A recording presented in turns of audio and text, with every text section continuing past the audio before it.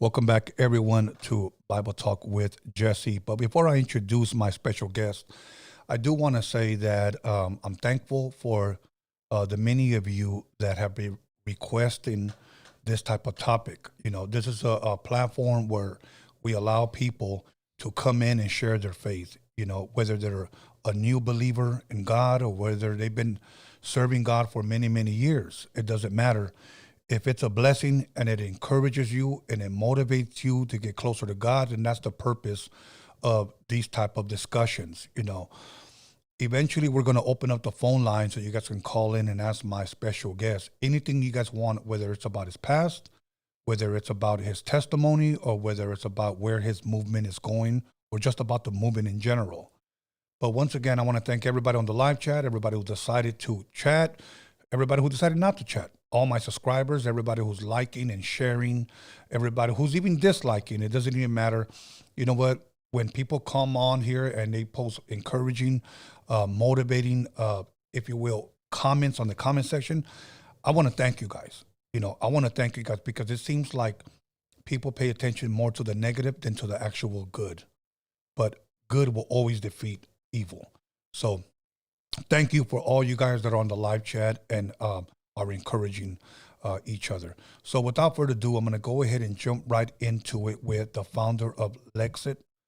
And this man has quite a story, beautiful, encouraging story.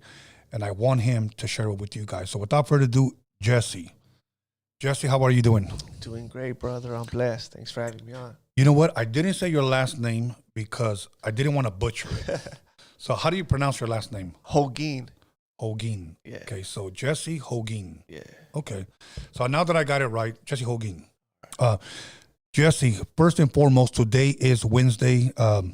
How is your week been going? Let's go back to the weekend. Let's talk a little bit about Christmas. How was your Christmas? It was blessed, man. I went up to the high desert up there in Victorville. I was with the family. I'd eat my mom's tamales. You know how we do it. And it was blessed time, man. It was blessed time with spending time with family. Did you get any gifts? Yeah. Got a few gifts. Okay, I only got one gift, but Yeah. it's okay. You know what? It's getting to the point now where I just buy my grandbaby stuff. Okay, and then if my daughters or my sons, whatever, want to give me anything, then they can. But I never really expect anything. But was raised, believe it or not, and maybe it's God that put it in my heart, but I've always been more of a giver when it comes to giving gifts or something like that than a receiver. I've never have done it. I never blessed someone to receive something in return. Now, if you do receive something in return, then it's a blessing. But if you're expecting it, then maybe your motives were wrong. So yeah, I got one gift, and I got sushi money because I love sushi. My daughters know I love sushi, so that's what I'm going to do, get some sushi. Now, other than that, how has it been going? It was Christmas. You spent time with the family. You had some tamales. Any pozole? No, just tamales, bro. Okay. Now, you know what? We're just going to go ahead and jump right into it because I know your story could be lengthy, but I want you, who is Jesse Holguin? In other words, where were you raised at? I'm from La Puente, California. Uh-huh. Yeah, I'm from Southern Cali, La Puente. I was an ex-gang member. Okay. I was from Puente 13. Okay. Ex-gang member. You want me to start my story or how? Yes, sir. If you could fix the mic to adjust it like this, put it right towards your mouth, right? Perfect. All right. Okay, just go ahead. So but you grew up in La Puente. La now, Puente. Did your family ever move around, or was you predominantly in La Puente? I'm pretty dominant since when I was young and all that. After I got out of YA and prison and all that, they had moved out. But as far as when I was young, yeah, pretty much. Okay. You had sent me a video, and I'll be honest with you. I was actually surprised that you reached out because I was following your page, okay? And I love the stuff that you post, And I didn't quite get your angle. I didn't know if is this guy a believer? Is this guy a Republican? He's definitely not a Democrat. So I wasn't sure. But I liked a lot of the stuff you were posting, so I started to follow. And then I get a DM notification. You send me a video of a guy in a wheelchair, okay? And I was like, what is this? Because I never, honestly, Jesse, I never click on links. And I always tell everybody, do not send me links If you're going to send me a link, send it to my email. Because a lot of them could be traps and it could get your page deleted. And I'm very careful because this is my 7th Instagram page. Okay. So I clicked on it and I watched it and I was blessed by it. So now I'm wondering, why did this guy send me this? So I went back to your page and I saw that it was you in that video. And I was blown away even more. Yeah. You gave your story in a nutshell in 17 minutes, okay? But let's go back to your elementary school days where you were being raised with your familia.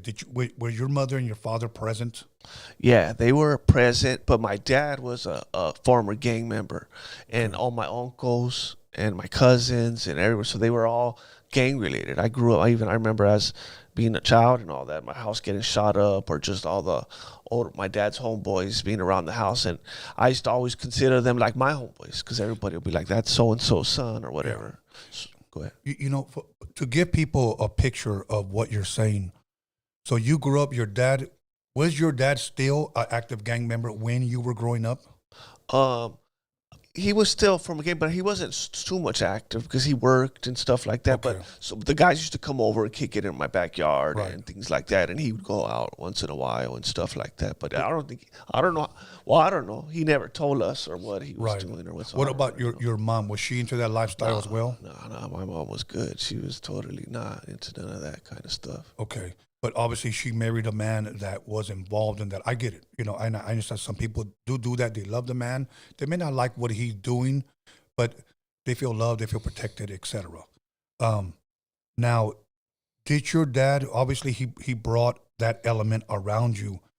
Do you think your dad ever tried to stray you away from that lifestyle? Or? Yeah, he did. He definitely did. Because my dad used to, he used to whip us, My dad was real strict like that, and we used to, it was kind of, you might say, even kind of my mom's fault, right? Because my dad would be at work, and we'd go to school all G'd up, khakis, everything like that, and we used to rush home to change before my dad seen it. So my dad had no idea that, by the time he found out, we were already too far gone, and it was because we would get in trouble at school, fighting, just whatever, all the things, and my mom wouldn't want to tell him because she didn't want us to get in trouble.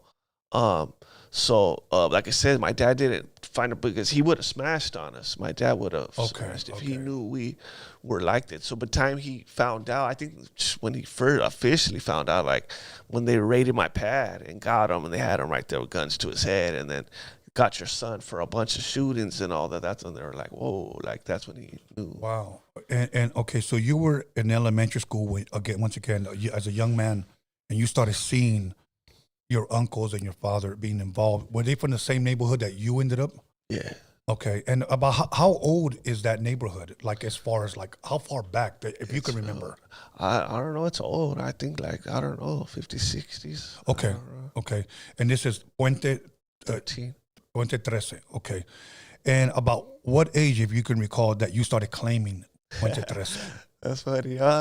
I don't know. I think he 11, 12. I remember I was a little kid, and I used to claim it with my little friends and little kids, and I was already, like you said, I was already claiming it. I guess probably 11, 10, 11, I was okay, so that's about 5th or 6th grade, somewhere around there.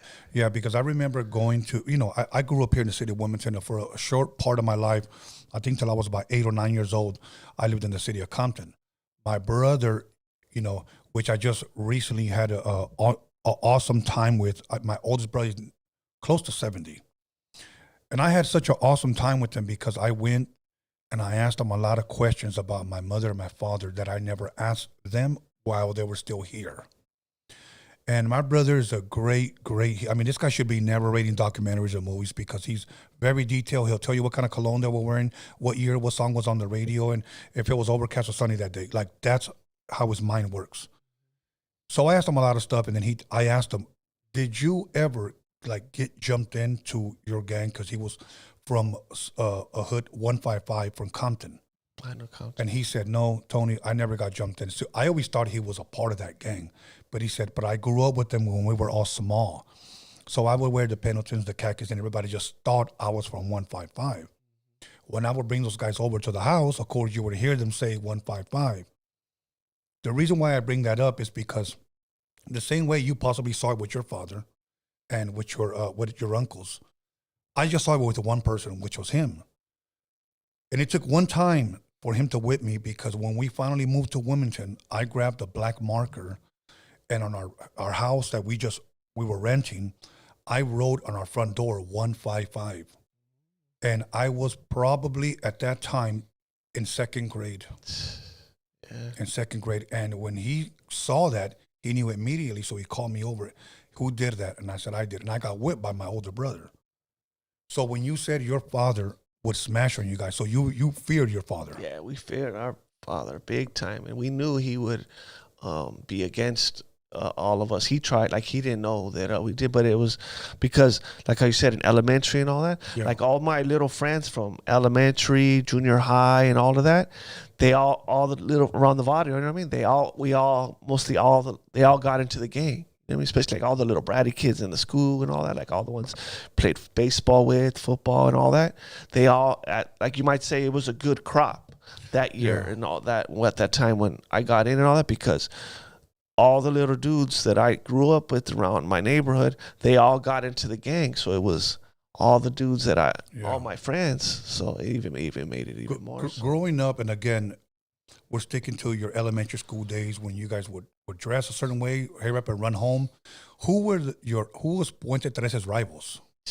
Bassett, Valinda Flats. Okay. Barrio 13. And did a lot of those individuals go to your same elementary or junior high school? No, not in Puente. It was only my hood. Okay. Only there. Okay. And now, as far as what point in time would you say that you became like, this is my hood now? Like, I'm officially in. I think like 13, 14. Okay. And that's when I started writing on walls, hanging out with the fellas. And like I said, it was hard for us because my dad, like I said, was real strict. So we used to hate it because we couldn't go out partying with all the homies. So we used to sneak out of the house at night. Me and my brother, like that's most of the time how we would be able to kick it. We would sneak out at night and go run around with the fools. Or when my dad would be at work, we'd be out with the dudes like that. Did you come from a big family, like as far as a lot of brothers, a lot of sisters? Only my mom only had 5 boys. 5 boys? So I only got 4 brothers. Now, who's the oldest? Are you the oldest? Second. And was your older involved? What about the younger ones? Well, it was my older brother. It was me and him. We were like together because we're like a year apart. So I was running around with him. But then when I was in YA doing time. But back up a little bit on there because I'm trying to work myself up chronological order. Number one, what did you do to go to YA, and how old were you when you went to YA? 16. When they raided my pad, they got me for 4 shootings. Okay, so now let's go back then. And I'm sorry to keep cutting you off, but I'm trying to. You're jumping up ahead because I'm trying to give the people your full story. All right. So when you started some of these shootings, about how old now were you when you did your first shooting? My first shooting, man, maybe like 15, 14. The first ones, whatever, I would just be in the car with them, with the homies shooting out. But then probably when I started doing mine, probably like 15. Okay. And of course, these were rivals? Yeah. Okay. And that was back in those days. That's when drive-bys were in. So there was always like drive-bys. Isn't it funny that we say drive-bys were in, huh? Like they were. Well, yeah, because they stopped it. Around what year was that, if you can recall? I think it was like 91, 92. Okay, yeah, the gang epidemic, man, was still hot because 80s and 90s were hot. Very, very hot. Very hot. And so you did a couple of shootings, and I guess the cops had a pretty good tip that it was you. Yeah, and it's kind of funny because that night, right, when they raided my pad, I went on a rampage, bro. I went all through my neighborhood, my enemy's neighborhood, driving down all the streets looking for fools and doing shootings and all that. And I got home, and we were in the G ride, and getting out of the car, and my homeboy told me, because he used to call me Rebel. He was like, "Hey, Rebs, let me borrow the gun, eh?" So I said, all right. I let him the gun. And I went into the pad, and I went to sleep. And then like 3 hours later, I woke up, cops raiding my pad. So I thought they were getting me for the shooting that I had did the night before. I was on a rampage I did a whole lot of dirt that night. So when the cops raided my pad in the morning, like 3 hours later, I thought, damn, that's what they're getting me for what I did last night. And it's funny is that they didn't even charge me with nothing that I had did. That they got me for shootings I had did like months ago. Really? Wow. And obviously, I know your parents were shocked. It was funny too, because they're right there arguing. My mom was arguing, Latino mothers are. She said, well, my son ain't no gang. Right there fighting with the cops. Right. And the cop's like, what? She said, my son ain't no gang. And, blah, blah, blah. And the cop went up. I'm right there handcuffed. And he lifted up my shirt. And I had a big old tattoo right there. And my mom was like, like in shock. They didn't know nothing. Yeah. And what was the tattoo? My neighborhood. Okay. And why Rebel? That was just my nickname. I don't know. Okay, since you were a young teenager. That name. And I was a rebel. I don't know, but I liked it, that name. Yeah, when you look back at all that, and I say this because I know, I can't say that I did work like that. I can't say that. But I was a part of my neighborhood, and I was just a nickel and dimer selling dope, just to buy records, just to buy a mixer, headphones, or whatever. That's what I did. But I did a lot of stuff that I look back at, and I shamefully admit that, man, I put my mom through. Do you ever go think back and say, wow, I put my parents through a lot? Yeah, man, I did so much, especially my mom, though, bro. Yeah, I did put my mom through. She used to wait up at night, like she would know. And then I was bad. Like, I was like night and day before I went to jail and all that. Yeah. But time I got out, like, I didn't care. My mom would open my drawer. There'd be guns, dope. I would be gone for days. Like, I would be so bad, and she would be all worried about it. And I remember one time I felt sad because it was Mother's Day, right? And I was fresh out, and I'm jamming to the hood, right? So my mother, like my family's all there, whatever, for Mother's Day. And then I'm jamming in the hood with the homies, and my mom comes right outside like, hey, it's Mother's Day. Ain't you gonna like kick it with me or whatever? And I was like, nah, I'm going to the hood, And I left, And like she was like all crying and all that, and I felt bad, Like later, I was like, dang, I was just all jacked. Like at the time, I didn't care about nothing. All I cared about was the hood and gangbanging. Were you at all at any times involved in any type of drugs as far as taking them? I tried pretty much everything except for I never slammed nothing or whatever. Right. But I tried mostly, but I never let nothing get me where I couldn't control it. You know what I mean? Like for one little bit of time, I was smoking P-Dogs, smoking piedra in the weed, because I was a budhead, but I just put rock in there, me and my homies and all that. And then when I noticed I started getting a little bit, then I stopped it, because I never let nothing get me where it had me all addicted. You were strong-willed where, like, you didn't want to start liking the rock more than the weed.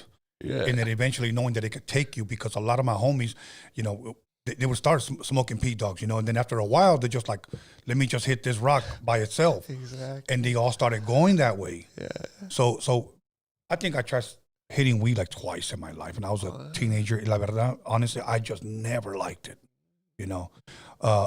Now, so they raid your house. They lock you up. You get sentenced. How much did you get sentenced? So they said, I didn't know what it was or what. Like, I didn't know nothing. But they said 11 years CYA. And I was like, what? So I didn't know if I'm going to do all that time or what. Right. But so I ended up only doing 3 years. But in YA, you go to the board like every year. Like they give you a certain amount of time when your earliest release days where you could go up before the board and all that. So I ended up doing 3. Okay, 3 years. How was it in there, man? Because I went to Los Padrinos. Oh, yeah. Okay, I went to Los Padrinos, and I think I was in 7th grade. And I wasn't there that long, but the crazy part is that when I got there, I saw all like my homies that I hadn't seen in school, and I'm like, here you are, Manuel, here you are, Agustin, here you are, and they're all just chilling there, Yeah. But the reason why I bring up CYA, because there were kids there that were saying, man, you know what, my public defender told me that I'm not CYA material, I'm going to make myself CYA material. They wanted to. They wanted to, like they saw, I guess, I don't know, like I guess they saw Los Padrinos as elementary, and maybe they saw, CYA as junior high school, and then high school is pin to pin, I guess. But they wanted to go there. And so how was it for people that probably don't live in Southern California or who've never been locked up? How was CYA for you, man? It was gladiator school, bro. It was, I'll even tell you, like my first day there, right? So I'm right there. I didn't even know, bro. I'm right there. We're walking in at SRCC, and then we're like 10 of us, and then I have a bunch of dudes are out on the yacht right there, like right there, right? And I'm right there, and I have my bed, bro, and all that, whatever. And I just hear there's a bunch of fools, right? And I just hear F Puente.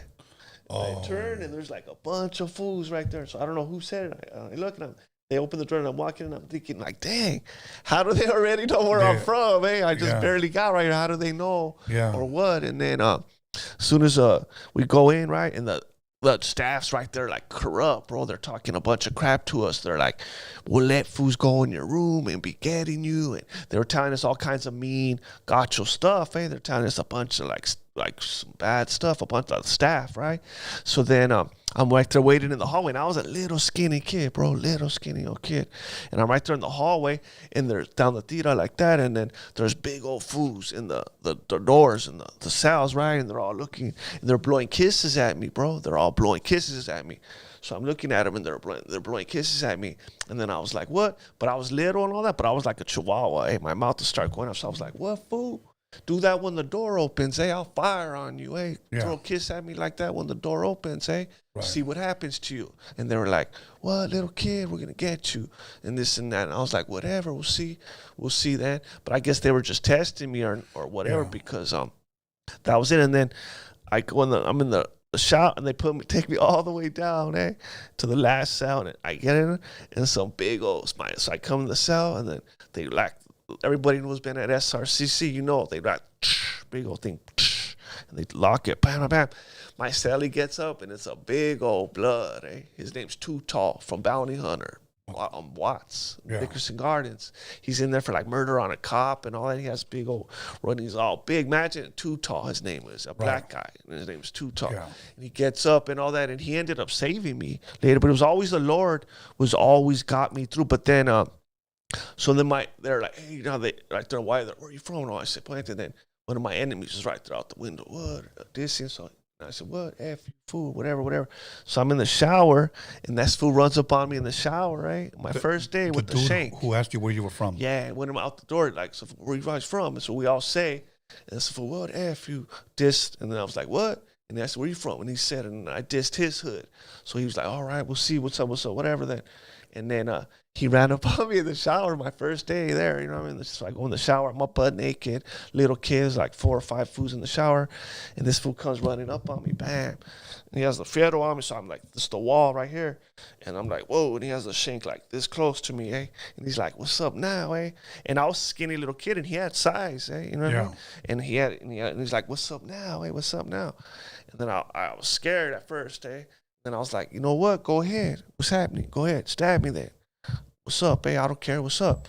And like, it caught him off guard. Like, he wasn't expecting it. Like, he was like now I'm on the spot. Like, what am I going to do? And then he was like, And I was like, what's up, Go ahead. What's up? And then he was like, man, F you, little kid, F you. And like, he started walking away. And then the other fools in the shower were like clowning him, like, fool, that little kid ain't scared of you or whatever. But I was just like, that was just my first day, bro. And then, like, long and short, they sent me up north, bro, to Preston. I don't know if you know about YAs and things like that. No, I don't. Preston was like, how long were you there for this YA? Well, that's just the center. When you first go to YA, you go to the reception center. Okay. For like 3 months or a couple months. Okay. And just like how in the pen, you go to Wasco or whatever, you stay at the reception for a while, and then they send you whatever pen. But YA, you go to SRCC or NRCC. So I was right there, and then they shot me up north, bro. And I didn't even really know about the north and all that. You know what I mean? I just knew my enemies, Alpha Puente and all that. Youngster. And they sent me to the war zone up there in Preston. It was like the way up north, it's like an old castle, looked like a scary old dungeon over there. And I didn't really know. And the first day there, it was a riot. First day there, we got tear gassed, riot, all sick. And that was a trip because I knew, bro, because we went in, there was like about 7 Sureños right there, right? But so we didn't really, none of us knew each other, but we were just on the long bus over there, and we're right there, and we're waiting in the day room, and I told all those vatos, I was like, hey, and we go in the day room, and there's a bunch of vatos, like 20 vatos, and then there's one fool by himself, and I look, and I tell those guys, I goes like, hey, those are all norteños right there. They're like, how do you know? I go, can you see that fool right there by himself? That sniper from Echo Park, eh? That's the homie. That was the dog from LP, you know, in the halls and those padrinos.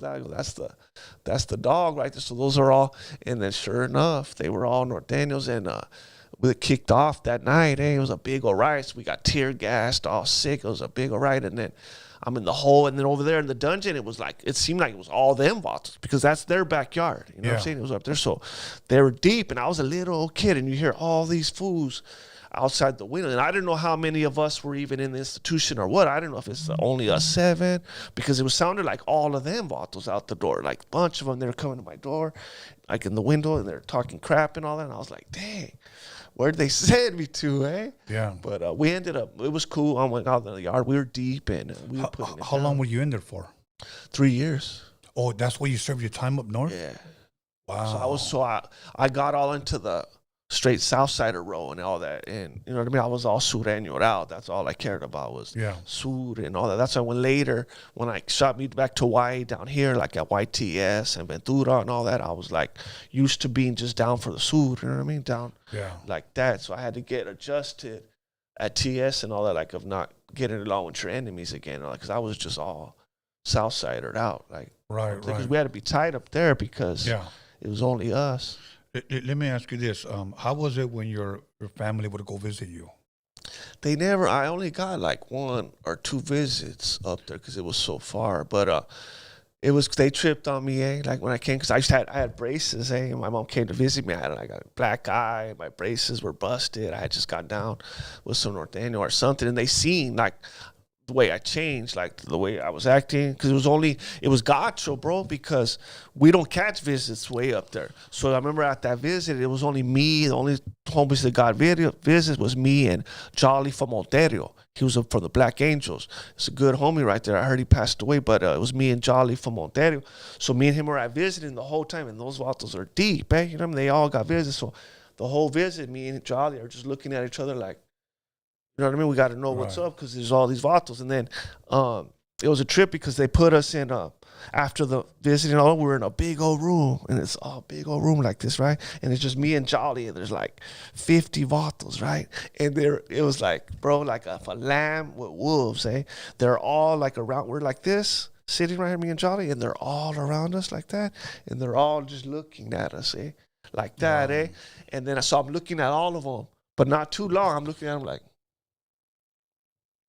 I'm looking at all these vatos like that, and I'm like, damn, man, it was like one of the ugliest feelings in my life, being right there, and there were so many, Wow. And then Jolly, and then one of those fools said something, He told Jolly, what are you looking at, or something like that, and then Jolly was like, what's up, You want to get up and handle it? And then that fool didn't say nothing, and then that Jolly was down, They said as soon as he went back to his unit, as soon as he walked in the unit, he just took flight. One of those dudes on his unit, and they said he was mad because they were so deep over there like that. But so you did 3 years, you come back, you get out. In one part of the video where you're sharing your story, I took mental notes of it. You said that, I guess, and correct me if I'm wrong, for lack of better words, you desired to be a leader or a gang leader of your neighborhood, and you had accomplished that. I don't know if I ever desired it. It just came. Like how you said, how those little guys wanted to go to the youth authority. Yeah. That's just the way when you get out of YA, and I was a maniac, bro. Like I was night and day. That's why it's good that they shut a lot of those down, bro. Because when I went in, I was a normal little kid. But time I got out of there, bro, I was gang banging machine, bro. I was gang related. Like I said, I didn't care about nothing. You get out at what age, would you say? So 16, so like 19. So 19, and now would you say that you're worse now than before you went in? Hey, worse, bro, like night and day. Like I was a total worse. And then when you hit the streets, when you're fresh out of YA, everybody's like, oh, he's a YA boy, or like, you know what I mean? They're like scared, like, oh, everybody's like, oh, and then you're different, bro. Like, and they're like, the drop of the hat, boom, you just fire on dudes, you know what I mean? So like, any little thing, and then boom, like you're just like a soldier, like a torpedo, you know what I mean? Like any little thing, and you're just firing on food. So, is there certain words or certain things that you don't say or do around someone who just got out? For an example, okay, had a friend that did a couple of years in the pen. I think he did like 10. And he was active when he was out, and he active when he went in. But out here, the homies would play around with certain words, and somebody said something to him and said something like, and he called him the B word, and he said, "Oh, did you be up in there?" And he really, it really hit him like a ton of bricks, you know. And he got up and he took flight. I'm trying to give an example what it was equivalent to call. It's like calling like, "Oh, you're gay," you know. Some people really take that serious. Is there certain things that you don't ever say or call a person that just got out, or you know what I'm saying? Yeah, you got to be very careful. And yeah, bro. Like, can you give us some of those things? Like, for an example, when you went in there, Like, you have to be courteous. Like, if you can't step on their shoe, you better say, "Excuse me." You know what I mean? You got to be respectful, and you never know what fools they're gonna like. That's what I'm saying. People on the streets, they weren't ready, or they can't cope with dudes that straight been in a war zone like that, and then they get on the streets, and they just you know what I'm saying? I could imagine how those military guys that did all Rambo type of guys, and then they get in the streets. That's a great example. It's like that because we were right there being in a war zone, fighting all that time. So you hit the streets, and they see I'm out. I'm just firing on dudes and just doing everything, like any little thing at the drop of the hat. I'm firing up dudes and this and that. And they're like, whoa, even girls, everything is like, whoa, this dude's scary, eh? Like, and that's just YA boys. That's just how we were, all of us. When you got out, did they look at you like a leader already of your neighborhood? No, I don't think so. But it's just because I was putting it down. Like, I was just in my hood. The more stripes you get, that's the more respect. Like, the more who puts in work. Like, whoever's putting in the most work. And I was down. There's, like I always say, there's gang members and there's gang bangers. Like, there's dudes that they're from the neighborhood, but they just kick it or whatever. Right. And then they got there's ones from the hood that are the riders. They're the ones that are putting in all the work and righteous fools and all. I was just gang banging. Like, I wasn't into drugs. I wasn't all that. I used to just like to gang bang. I was just trying to put it on my enemies. When you got out, did your dad ever try to reach you and talk to you, and mijo, you know? Yeah, it was a trip because, like I said, I was being all bad, right? Like, they wouldn't even see me, bro. I'll be gone for days and all that, and I'll just come home and get changed or whatever. And then he told me one day, bro, like, first I'm right there and he gets my arm because my dad used to slam, I guess, back in the days, right? So he pulls up my sleeve and he's checking me for strikes because I'd been gone for days. And I told him, "What? Nah, I don't slam, man. I smoke piedra, you know what I mean? I don't slam." And then he told me, "What are you doing, eh? Like, what's your plan? What are you gonna do, or what? Like, what's going on and that with you?" And I told him, "Hey, check it out. I'm either gonna end up dead or in jail." So my dad was like, "All right, I respect that you said that, eh? So now you said that, I'm not gonna tell you nothing no more. Do whatever you're gonna do or whatever, eh?" And I said, "Yeah, don't worry, eh? I'm either gonna end up dead or in jail." When you look back at that conversation, and when you said that, what goes through your mind today? Just the Lord and all that, because just how the Lord changes me from everything. That's why it's more impactful from people that know me in my old hood, or people that knew me and how I used to be, and then they see me now. It just shows the Lord how He could change you. Yeah. Now, could anybody have reached you back then? What I mean by that is, like, you know how we say knock some sense into him. Yeah. Was there anybody back then that could have knocked some sense into you? Nah, I was too gang related, bro. Yeah. My neighborhood was everything to me. Nah, there was no way I would. That's what I'm saying. I feel that. That's why I feel that the Lord put me in a wheelchair for a reason. Like, even to this day, I don't go around my old hood and all that because that's my old thing, was gangs and all that. So I can't go around that. I won't put a stumbling block because I know if I'm around the hood, I'm gonna start talking and, hey, what's going on, and you know. So I don't go near that. But that was my weakness, is gangs. That's why I feel that the Lord. The only thing is the Lord. That's why it was kind of good that I'm in a chair, right? Wow. Okay. How long did you stay out before you went back in? The first time I got out, and I was only out for like 2-3 weeks, and I got violated, and I went back in for a few months, and then I got out again, and then When you went back in, back in where? to YTS. I was on a violation. Okay. So that's when I was at YTS, and then I was there for a couple months, and then they let me out again, and then trip out. I got busted because I had a daughter, right? When I first went to YA and all that, but she left me, and I had a daughter and all that, right? So she's like, the baby has a new dad and all that, whatever. So when I got out, I told her, hey, I want to see the baby and all that, and then she was like, nah, I only let you see her one time. You have to meet me at the police station, and you have to sign over all your rights and all that. And I was like, nah, I ain't going to. And then her old man got on the phone, so me and the dude started like talking crap on the phone, and then I was like, you know what? I'm not gonna say nothing on the phone, when I check you out, when I see you in person, we'll check it out, You know what I mean? I ain't gonna wolf on the phone. When I see you, we'll handle it. And I ended up catching that one of his homeboys, and I was gonna do the dude dirty, but then I let him go, and I said, I'm gonna let you go, but you tell that dude I'm out, and when I catch him, he got something coming and all that. So I guess that guy went and told his homeboy, right?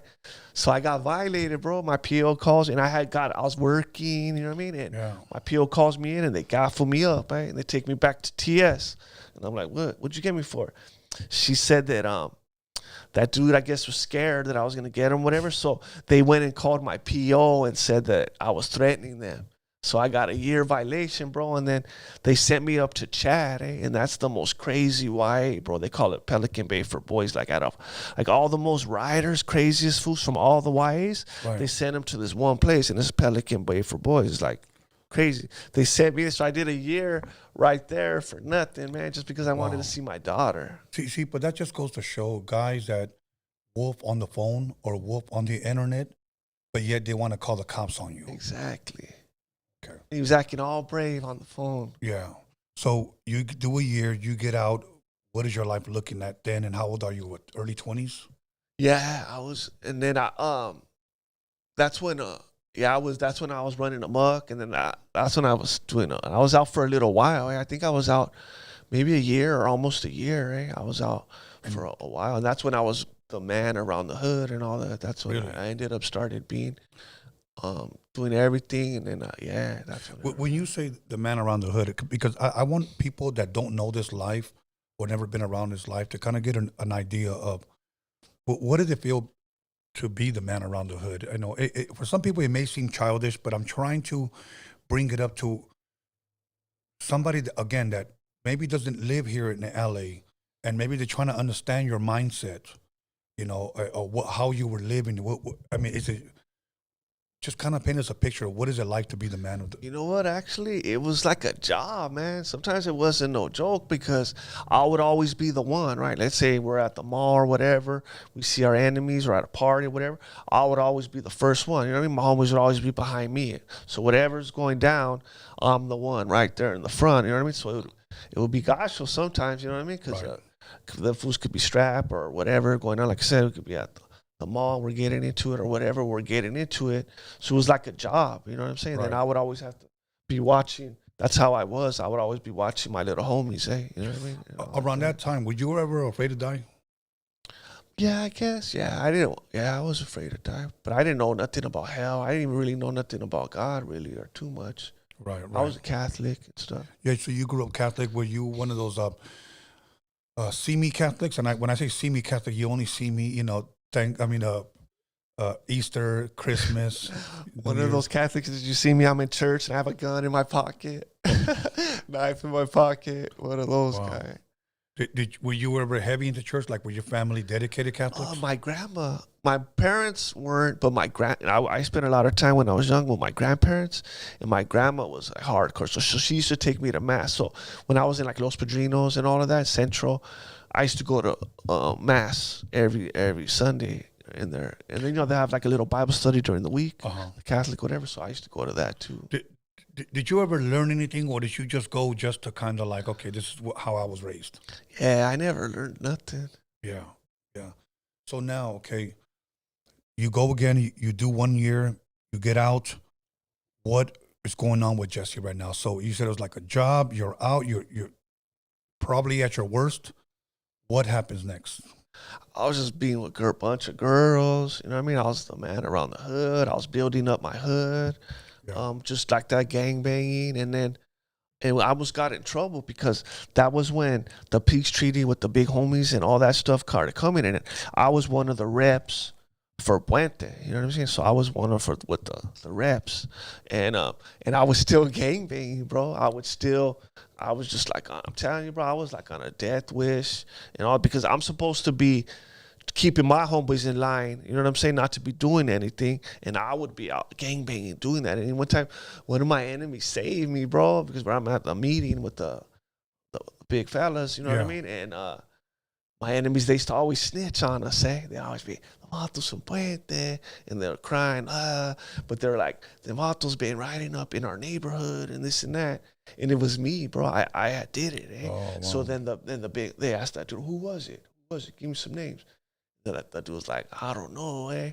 And then, so after the meeting, we're walking, and my enemy calls me, hey, Reb.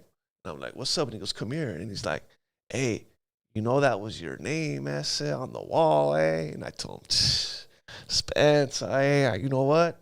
Me personally, I'll go and clean it in my own self. So I went with the paint bucket and all that, and I cleaned it. But my enemy, he saved me, eh? Like, I would have got done dirty right there. That's what I was going to ask you. What would have happened to you if he would have said, that's him?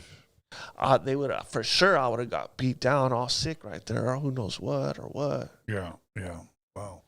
So, and then what happens next? How long before you go back to jail? It was like, I think I said, maybe a year or close to it. So it was almost like you would be out for a couple of weeks, go back in, out for a year, go back in, out for a year, and go back in. How many different times together can you count that you've been locked up?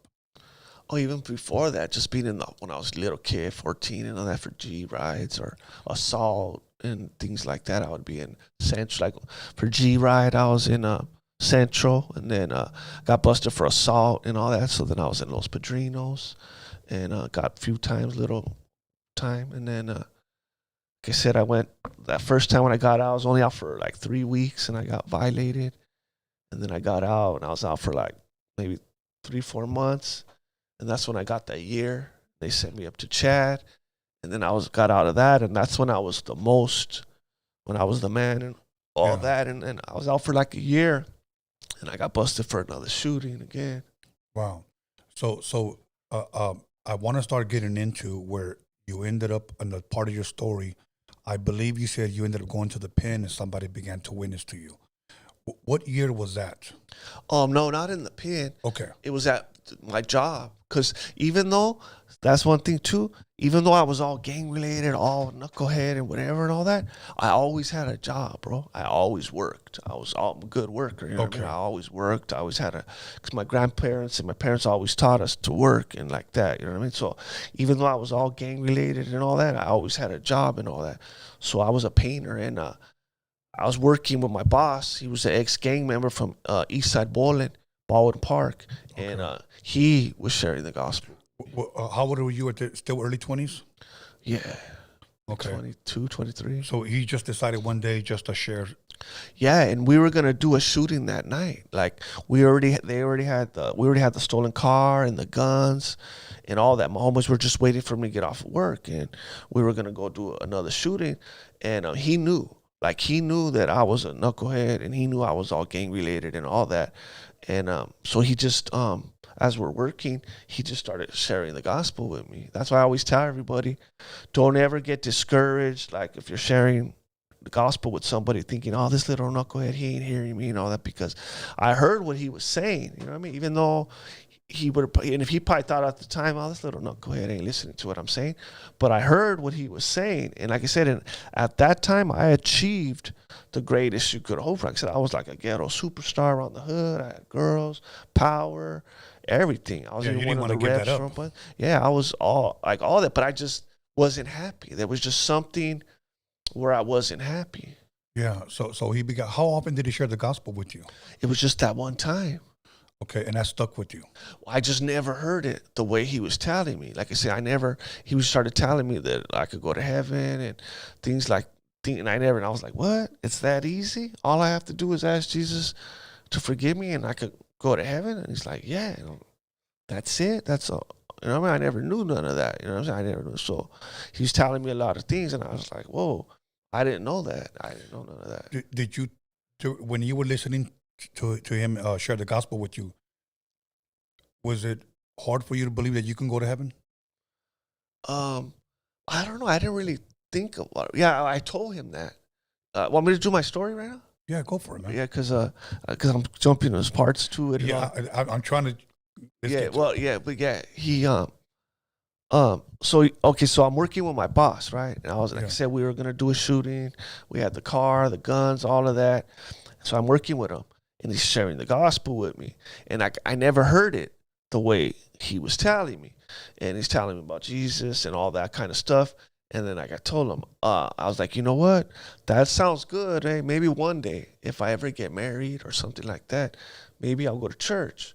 I said, but I don't want to be no hypocrite. I ain't ready. I don't want to be no half step. Or maybe one day, I said, if I ever get married or something like that, maybe I'll go to church. Like I didn't say, as soon as I get off of work, we're gonna go shooting right now. But I was like, I ain't ready and all that. But I said maybe one day though. And I said, but you know what?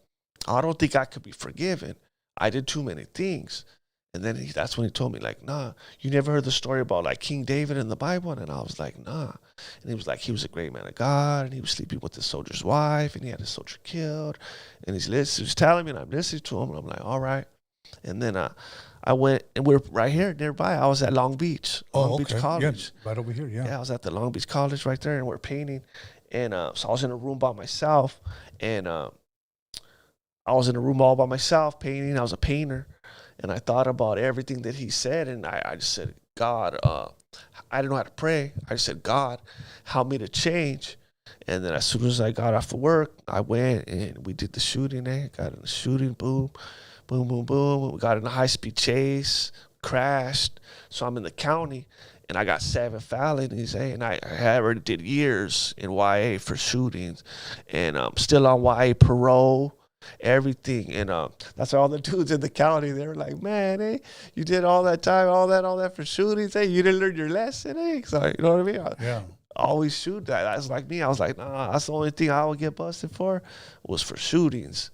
And so yeah, and then so when I got busted, I'm in the county, and I thought about everything that man was telling me again. And then that's when I prayed, but I didn't know how to pray or nothing like that. And that's why I told you, it's true that God knows your heart, because he knew my heart. Because it didn't really matter what words I said. He knew my heart. And so I was just praying, asking him, give me one more chance to get out and all that. And I remember I promised God a promise, bro. And later, remind me to touch on this later in case I forget. Yeah. But I made a promise to God that night. And I told him, God, if you let me out one more time, just to get out one more time, I promise I'll never touch a gun again. And I promised God, if you let me get out one more time, and I'll never touch a gun, because that was my thing. I love guns and I love to do shootings. So I told God, just let me get out one more time and I'll never touch a gun again. And I got saved that night. Whatever when I was saying, like I don't remember all the words, whatever, but I got saved. And I know because I prayed and I went to sleep. And when I went to sleep, something came in my dream. It was some kind of entity, some kind of evil. You know, you can't see the face, but it was just, it was like something evil, kind of a demon or something. It was something evil in my dream. And in my dream, I was scared. But then I said, you know what, Jesus. And I said, Jesus forgave me. And when I said that, whatever it was, it left. And when I woke up, I was a complete different person, bro. That something dramatically had happened to me on the inside. That's why nobody can ever tell me God ain't real or all that, because it was like a totally change. Because I remember, bro, before that day, I used to be nuts, bro. The devil used to just fill my head with evilness. Like it'd be like 1 o'clock in the afternoon or whatever. I would be thinking in my head, I could catch my enemies like this. I could run up on them and let them have it like this. I would always only get thoughts on doing bad things or bad things all the time, man. And it even used to worry me. I used to be like, man, what's wrong with me? How come all I ever think about is hurting people and doing bad things? Like, I don't know what's wrong with me. And but that day after when I got saved, all those evil thoughts and just everything on the inside, I was totally changed, right? And when I used to be in juvenile hall and in YA, I used to try to read my Bible, but it was boring to me. I didn't understand it. It was like nothing to me. Yeah. But after when I got saved, then I started reading the Bible, and the Bible like came alive to me. And not only it came alive to me, I was hungry for it. So I'm growing and I'm reading and I'm learning like that. And then the dudes in there, the county, they were doing like little Bible studies and all that. So I started going to Bible studies and reading the Bible. But like I always say, the mistake that I made was I tried to walk on both sides of the fence. I was trying to kick it with the fellas and the homies, you know what I mean? Southsiders. I was kicking it with the homies, but then I would go to Bible study, reading my Bible on the side, because I didn't want people to think I picked up the Bible in jail and all that. You know what I mean? I had a lot of respect. Even in jail, I had a lot of respect. So I was trying to do both sides like that. And then I went upstate. They shot me to a level 3. And then my first day on the yard, bro, the homies were like, hey, there's some Norteños right here. We need you to roll on these dudes, this and that. Because they know if you're a YA boy, they know. You know what I mean? And usually, they wouldn't even have to told me. I would have been like, I'll do it, whatever. That's how YA boys are. But I didn't want to. Like, even when the homies asked me, hey, we need you to roll on these dudes, I was like, man, I didn't want to myself, because that's why I knew something dramatically. Because it wasn't in you no more. It wasn't in me no more. Like, I didn't want to, or I didn't want no part of it. It was like totally, I'm telling you, bro, like something dramatically had changed. Even too, there was like a dude one time, I saw one time, there was a dude in my cell, he was like all, because he didn't have heroin or whatever. So he was like all kicking. So he was on the floor right there. And I got up in the night and I covered the dude and that, you know what I mean, with a blanket and all that. And the dudes in the cell looked at me like, whoa.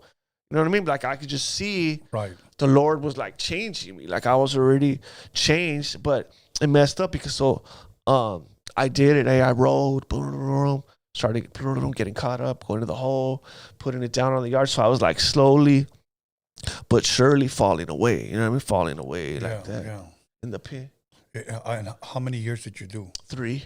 So 3 years. So now you get out, and what is your mindset like? I was planning to do good, bro. Like the day I got out, they had me a party. So all my homeboys and my family, they were at my pad. They had me a party, and so we're right there. And my little youngster homies, they were like, hey, we're so glad that you're out. The hood ain't been the same since you've been gone. We want you to run the hood again and all that. And I tried to tell them, I was like, you know what? That's it for me. I'm done. And then they were like, what? What you mean? And I was like, yeah, that's it. Hey, I'm done. And they're like, you're just saying that because you're fresh out. You'll be back around. You'll be back around and all that. And I was like, nah, I want to go to church. And when I said that, they got mad, bro. So I'm right there and I'm arguing with all my homeboys in my family. I'm arguing with all of them like that. And then my mother, that's when my own mother tells me, I'll disown you if you turn Christian. Because my family was Catholics, whatever, but they hated Christians. You know what I mean? Yeah. So my mother told me, I'll disown you if you turn Christian, So I was all like that, and then I was fresh out, So I wanted girls, you know what I mean? Started messing around.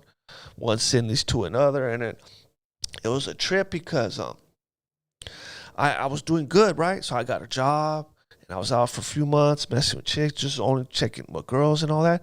But my homeboy Rascal, right? He calls me, And that's how I feel that the Lord was even gave me even another last chance, because my homeboy Rascal calls me and he goes, hey, come down to the hood, And I had 2 strikes, 2-striker, all that. So I'm like, I ain't trying to go around the hood and all that. And then he's like, nah, you'll just stay at my pad. Because he lived in the hood. He was settled down. He had his old lady and his kids and all that. He said, no, you won't leave. You just stay at my pad. So I said, all right. He goes, everybody will just come to the pad and come and see you right there. Right. So I said, all right. I went to the hood. So I'm right there kicking it with my homeboy, right? And then it's like the next day. It's like on Sunday at 1:00 in the afternoon. So we're on the street because his little daughter played softball, and so we're right there in front of the coach. The coach is a woman, right? So it's a woman and her little daughter, like 9 years old, and my homeboy's little daughter's like 9 years old. So it's those 3 girls and me and my homeboy. And he's right there talking because he knows the coach or whatever. So right there from talking to the coach. And my enemies pull up, bro. They pull up. Where he from? And I said, Puente. And I was like on him like this, eh? And that fool pulls up, blam. Has me like this close, eh? So he has me right there like that, boom. And I'm like, what's up, eh? Well, what's up then, eh? And then my homeboy Ras was like, so what's up, eh? You gonna shoot us, eh? You gonna shoot us in front of my daughter? So that fool looks, and then the coach and his daughter and that other little girl are behind us right there. So you can see that fool, he's looking at us like that.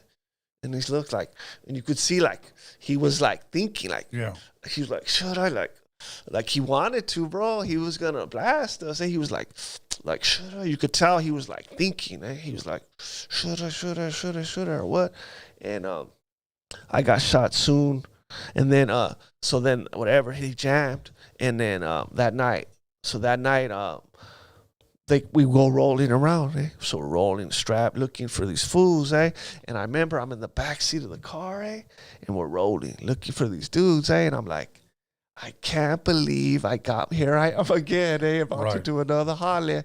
I'm like, I can't believe I got myself in this situation again. And I just remember being all mad, like, man, eh? That I'm right here about to do another shooting, and I didn't even want to come to the hood and all that. And but that's why I knew a lot I could change. Like I said before, I would have been all wanting to be right there, but like I said, I didn't want no part of like that. So what ended up happening that night? Luckily, God willing, we didn't find none. So we didn't find none of those fools, and then that was it. And then I ended up getting shot soon after that. So soon after that, were you in the neighborhood as well? Nah, I was up there in Victorville. Okay. And I had got into it with some dude up there in Victorville. And so I went to this dude's house, and I was just going to kick down the Vatos front door and go all up in his house and get him. That's just a little glimpse of the type of person that I used to be, to go to someone's house, kick down their front door, and go all up inside their pad. So as I'm kicking down the dude's front door, he shot me. Boom. He shot me out the side window, right? So he hit me like I got hit. And it felt like, see, I mean, you were talking, like if somebody walked up behind you and like gave you like a punch in the gut. That's what it felt like. I felt like that. And then I took like 2 steps, and then I fell, boom. And then he was ripping on me some more, boom, boom, boom. So I'm pulling myself with my arms, right? And my little primo was with me, and he got murdered too, but at the time, but he was only like 18 years old. My little primo was right here with me. You got murdered that day? No, but he got murdered. He's murdered now. And he has a 9mm. So my little primo's right there, and he's on the wall like that with the 9mm, like right here, right? So I get shot, and I'm right here on the floor. This fool's ripping on me, and I'm pulling myself, and I look up at my cousin. I tell him, "What are you doing?" I said, "Blast, eh?" You know what I mean? I'm right here shot, and you're right there with the 9mm, right? So then he starts shooting with the 9. Bloom, bloom, bloom, bloom, bloom, bloom, bloom, bloom. And my brother runs and picks me up. And they take me to the car, and they're like, and I didn't feel like no pain or nothing, right? And I had no blood or nothing. So they took me to the car, and they're like, "What's wrong with you?" And I told them, "I don't know. I think I'm shot, eh? I can't feel my legs."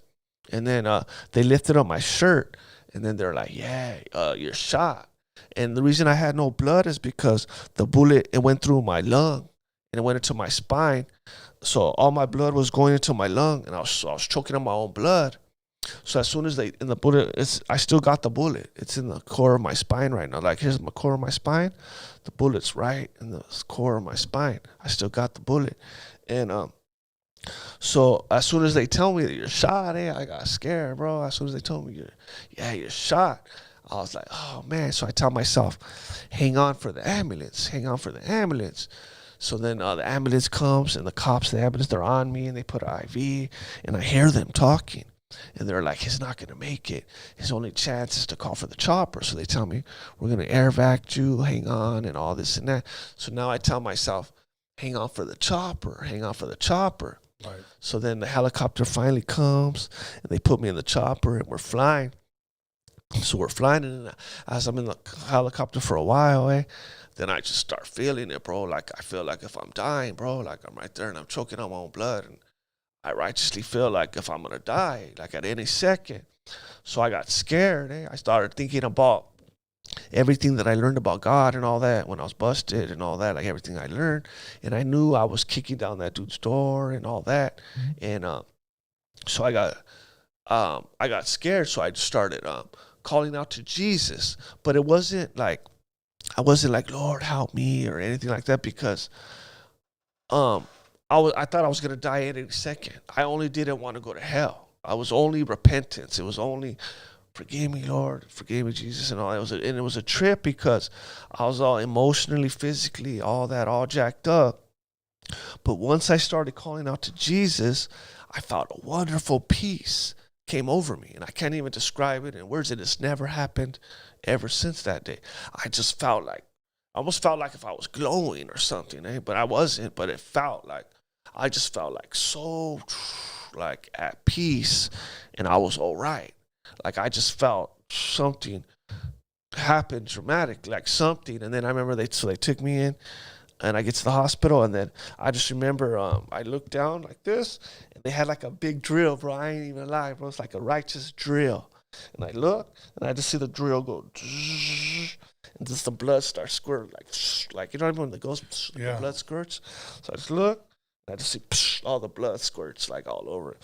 But I didn't care, bro. I was like, save me, you know what I mean? What were they drilling for? Like? Because they put a chest tube in me. Oh. But what they did was they drained the blood out of my lung, my own blood, and they put my own blood back in me. Okay. So they drained my blood out and they put it back in me. So they were putting a chest tube in me, So I just seen but I didn't care. I just looked and I see the drill going in me like that, and the blood go like that, and I was just like, I didn't care, you know what I mean? I was just like, save me and all that. And then but I always felt, bro, from day one, I felt that God was going to use me. I felt God left me for a reason, that he's going to do something or something. But I always figured it was going to be with gangs or with dudes in jail and things like that. Right. That's what I felt. And then I remember I'm in the hospital room, and all my homeboys came to visit me. So they come in my room, hospital room, and it's all full of gang members that are in my room. And then my homeboys are like, hey, we're going to go roll, We're going to go roll to get that food and that they shot you and all that. And I told them, you know what? Let them go. They were like, what you mean? What you mean let them go? Yeah. And I said, I forgive them, I told them, I don't understand what's going on with me. I don't understand it or what, but I forgive them, Let them go, And then ever since then, the Lord started using me. And then when I was in the hospital, I was like this, bro, like how I am right now. I had a good, like, the Lord gave me peace for my situation, right? So the doctors were like, we never seen a dude like you before, especially when they're young and we tell them they're never going to walk again and all that. Usually we have to give them antidepressant medicines and all that. But the Lord gave me peace for my situation. I was good. So they're like, can you go around the hospital and try? Because they had me, like, I was at Loma Linda. It's a big old hospital, but they had me on like a wing with all the paralyzed. There was quadriplegics, and I don't know if you know about all that kind of stuff. But they had me right there with all the paralyzed people, right? So they're like, the doctors were like, can you go around the hospital and try to cheer up the other patients, So immediately God was already, so I was all shot up myself. So I was going around trying to, and then what had helped me too is I went up to this one bed, right? And there was this black guy, right? Somebody put a gun in his mouth and shot, boom. And I don't know if you know, but the higher up the injury level, that's the worse off you are. So he got shot in the mouth, so it was way up here, so he couldn't move nothing, bro. Just his eyes, and then he had his mouth wired shut. So it would have been better if that dude died, bro, because all he had was his eyes and then his mouth like that. So he was completely paralyzed. Completely everything, bro. He couldn't move anything or nothing. And then he had even his mouth wired shut, So I'm right there trying to cheer up this dude, and I'm like, how can I complain about my situation, when at least I can move my hands in that. You know what I mean? Like, there's always somebody worse off than you. Was he a young cat too? He was a young cat too. Wow. Now, how soon did they tell you, or did you have an idea? How soon did they tell you you're not going to be able to walk again? And how was that when they told you that? How did you receive that? Like I said, the Lord gave me peace. I was grateful, because I thought I was supposed to die. Like, I always knew, when you're living that lifestyle, bro, when you're doing just a lot of bad, you can feel, like I knew you could feel something's coming on you. So I always felt I was gonna die. That's what I used to always tell my homies and all that. Like, you're gonna come to my funeral, like, you know what I mean? You would feel it, like you would feel something is coming. So I would always know. So I was grateful. I was just grateful to be alive because I knew all the stuff that I did, I was supposed to have been dead. Being in a wheelchair, being released from the hospital, where's your hood, your neighborhood still like, you still gonna come kick it? Yeah, like even because they let me because I was in the hospital for like 3 months, bro. Because they have to like help you to get ready to, you know what I mean, to take care of yourself and all that, whatever. So I was in the hospital for a long time, but they let me home one day to go home, whatever, and then they had me like a party. So I went to the hood, and all my homeboys were there, and I was like, they let me out for the hospital for like 3-4 hours or something. So I went to the hood and I seen all my homies. They were all there and stuff like that. Wow. Before the shooting, before you got shot, if you can go back now, like you right now in this wheelchair, and you are able to talk to yourself, what would you tell yourself? I'll just tell myself that it's all real, eh? It's all real. Heaven, hell, all that stuff, it's real. Yeah. And looking back, even at the people you call your enemies, and look at homies and family members that were a part of that lifestyle, how many have died and gone to hell? So many, bro. So many. And even another thing, this part too is when, like I told you, when I was in the pen, right? I knew, even though I was falling away, there was one time, right? I had rushed some Norteños, right?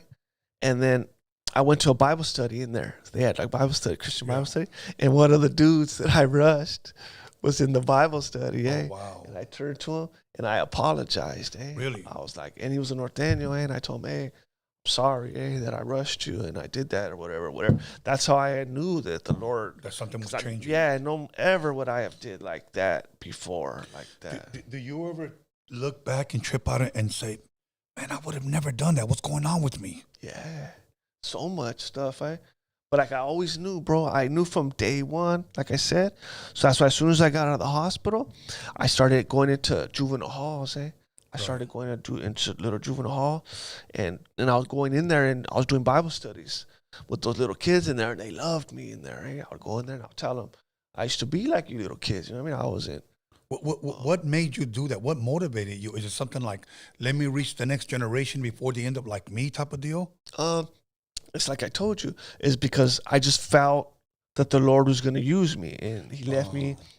So I felt that He was going to use me for gangs and jail and like that. You know what I mean? So that's immediately I went towards that. So I went and started in juvenile hall, and He was using me. Those little kids, like I said, they used to love me. I used to tell them, I used to be like you little kids. I was in the halls, YA, pen. I was the main food, and they see me in the chair and all that. So like I was doing good, and then I started going into prisons, and then I started speaking at different churches, at schools, at car shows, even the San Bernardino Police Department. They had like a thing where they had all the parolees in a room with all the parolees, and they had me go in there and share my story and all that. So the Lord was already using me for a lot of things, and then I started sharing with a lot of my ex-gang member a lot of my homies in that, you know what I mean? And they had a lot of love and respect for me. So God would use that. You know what I mean? Like some of my homies, and if you've seen them in the room, straight all tatted up, straight out of Folsom or whatever, and they'll be like, anybody else tells me Revs, I won't listen. But since it's you, then I'll listen. I'll hear what you got to say. So the Lord would use my past respect to use now for His glory, like that. Yeah, wow. I'm in awe, bro, that you would go to these juvenile halls or you would go back to these prisons. You know, did you ever think I may face some hostility because of where I was from? No, but I see when I went into the prison, I see some dudes in there that I was busted with. Oh, yeah? They were doing time, and they seen me. Imagine them seeing me going back in there, and now I'm doing Bible study, and they knew me, that I was a knucklehead and all that, and now they see me, and I'm sharing with them about God. And then not only like that too, my whole family got saved. Oh, that's awesome. My whole family ended up getting saved too. But like I said, none of it's me. Like, don't get it twisted. I don't know, glory. It was all glory is God. He did all of it, not me. Yeah. Now, how long now has it been since you've been out of the hospital and serving God? How long has it been now? Pretty quick, bro. Pretty quick. I don't remember exactly, but as soon as I got out, I was trying. I was my apologies. From the time you got out of the hospital till now, how many years has that been? Oh, wow. I've been 23 years. So is it safe to say you've been serving God 23 years? Yeah. Wow. I fell away a little bit at the beginning. I mean, at some point, but then I came back even stronger. Yeah. What do you think, for the people that may be watching this and think, man, you know what, Jesse, I want to go to church. I want to serve God. I want to do good, but I keep falling away. What would you tell them? Don't try to do it on your own self or whatever. You just come as you are. Like I told you, God cleans his fish after he catches them. You don't got to do anything at all. He already knows everything about you. Like, see, he didn't look at me as low-life gang member from Puente, whatever. He's seen me. God knows the beginning and the end. He's seen what I would become. Now, sharing the gospel with you, and like look at Paul. Apostle Paul used to kill Christians, and a lot of the dudes in the Bible like that. He sees, so you don't gotta do nothing. Like I said, I always talk to people. They're like, "Oh, when I get off of dope or when I stop drinking or whatever, then I'll come to God." And I'll be like, "You come as you are. You don't gotta do anything at all. You just come as you are, and God will. He cleans his fish after he catches them." So you just come, and God would, like, I never thought I'm going to get away from gangs. I'm going to stop this and that. I just came to God, and he did the work. He'll do all that. You just come. All you have to know is, I want to go to heaven, I want to go to heaven, and I love God. That's it. Like I said, it ain't about religion, because religion won't save you. You can't say I'm Christian, Catholic, Mormon, Buddhist, whatever. None of that won't save you. Being a good person, you can't say, I gave all my money to the poor. I read my Bible every single day. None of that won't save you. It's by grace you have been saved. It's not of yourself. It's a gift from God. Grace means giving you something you don't deserve. See, me and you, we deserve hell. But God loves us so much that he died. He took our punishment for us. All that. That's why he came and all that. So you don't have to do anything. You just come. You just know. And you have to realize that you have sinned. Because like I said, even if you only committed one sin in your entire life, told one lie, you would not be going to heaven. And because you're separated from God because of the sin. Yeah. You're separated from God, so you'll be going to hell. That's why Jesus came. That's why he died for us. That's what I'm saying. All that was for a reason. He came, he gave his life purposely. Yeah. That's why when he died, he said, it is finished, because all of the sins, mine, yours, the whole world, they all came upon him. Our sins came on Jesus. And then he's told, my God, why have you forsaken me? And he said that because God had to turn away, because all the sin went on him. So God couldn't, you know what I'm saying? So, and he had never been apart from God. And so he was like, why?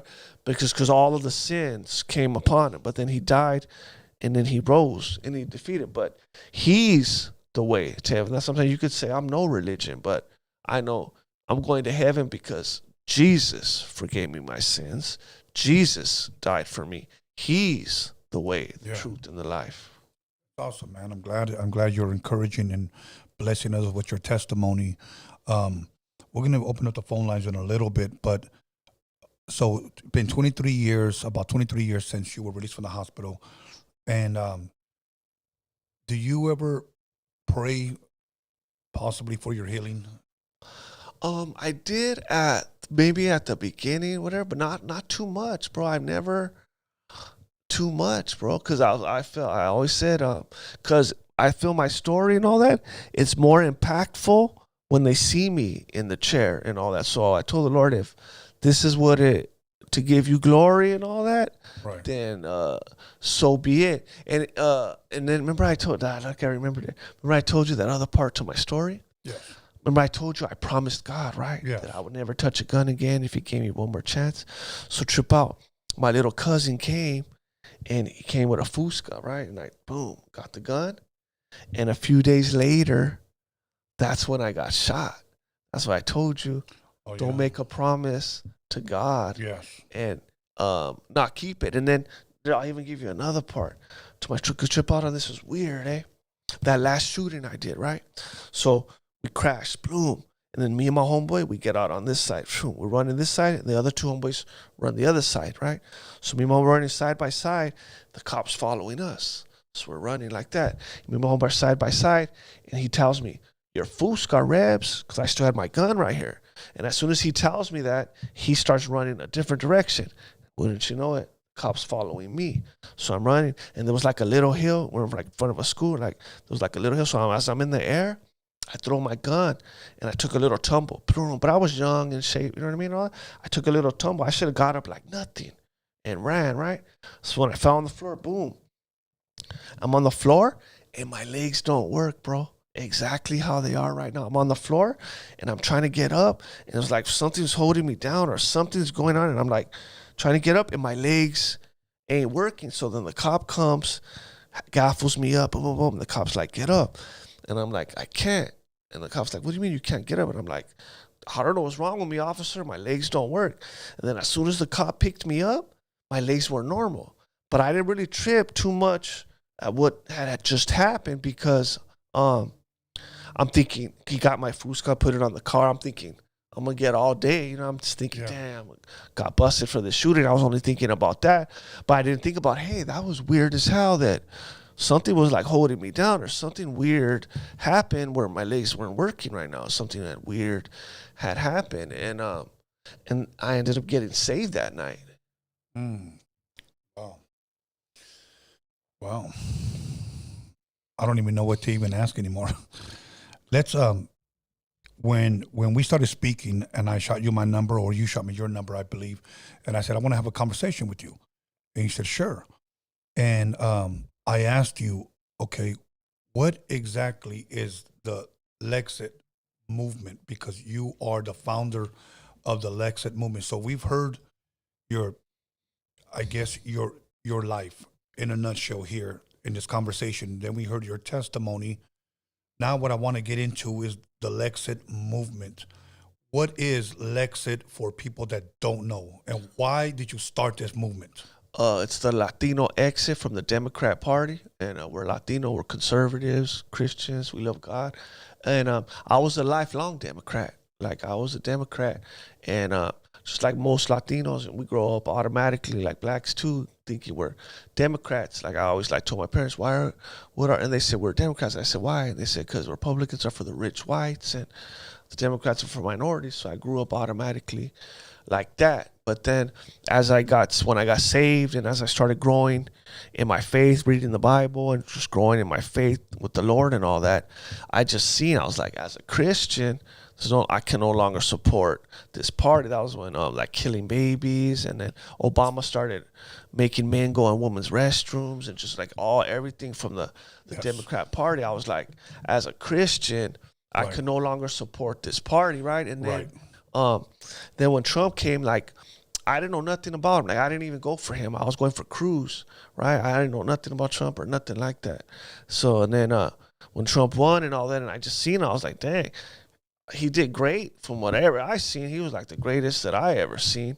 And then I just seen that the fake media and all that, they were just constant, 24 CNN and all them, bashing Trump 24/7, right? And a bunch of Latinos I know from church and all of that, we like Trump and all that, and we're conservatives and all that. So we're like, what? We don't know what the hell they're talking about.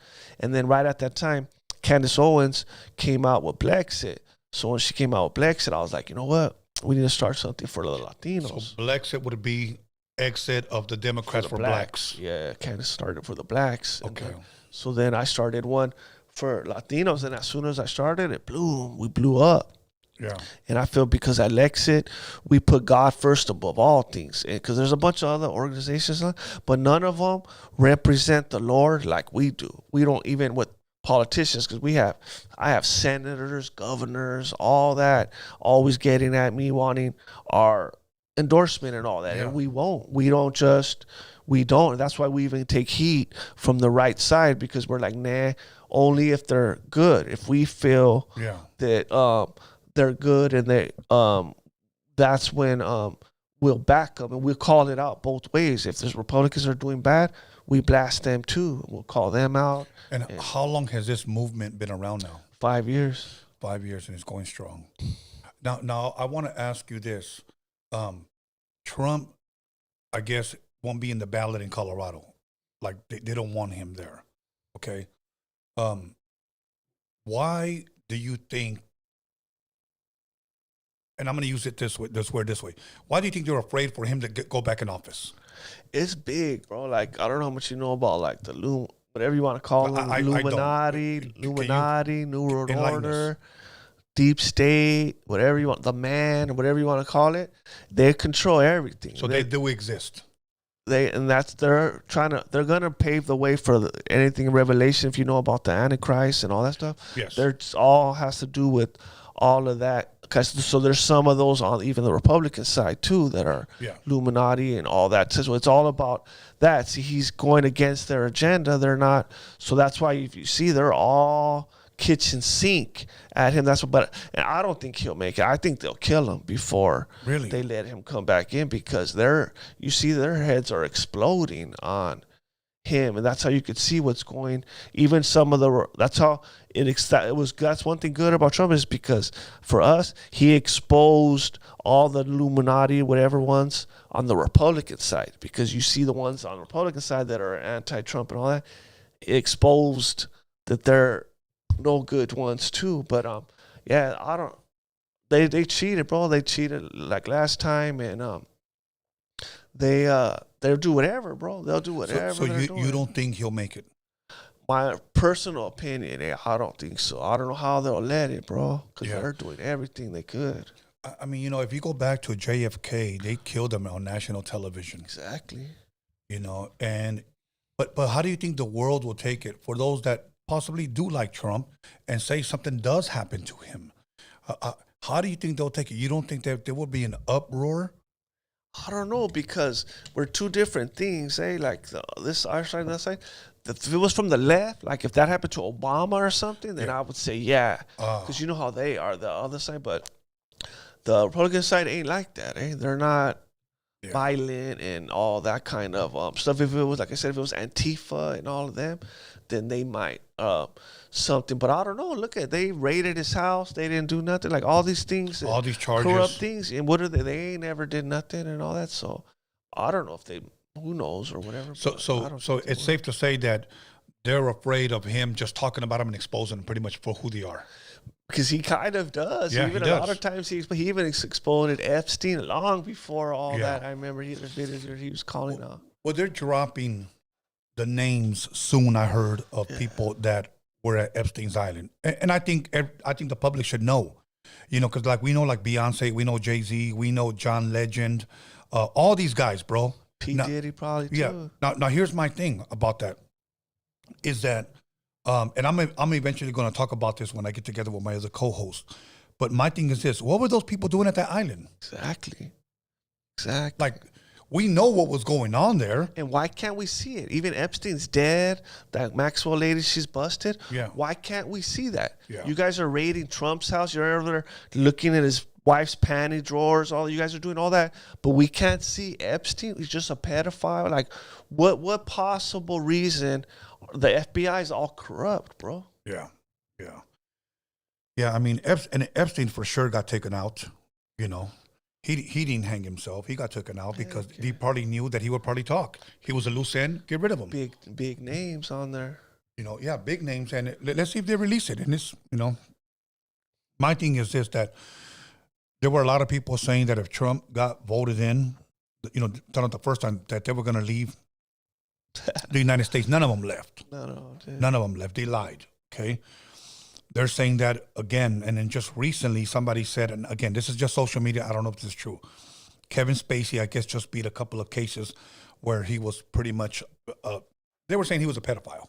Mm-hmm. He was messing around with some kids. But there's somebody has these two guys quoted: Kevin Spacey, and then one guy that does those scary movies. What's his name? Alex, maybe you can help me. He did Pet Cemetery. He does movies. He does books as well. As a matter of fact, I'm going to look at it right now because I don't want to get this wrong. As a matter of fact, my sister sent this to me today and told me, here it is right here. Okay. It says Stephen King and Kevin Spacey say they will leave the United States if the Epstein client list is released.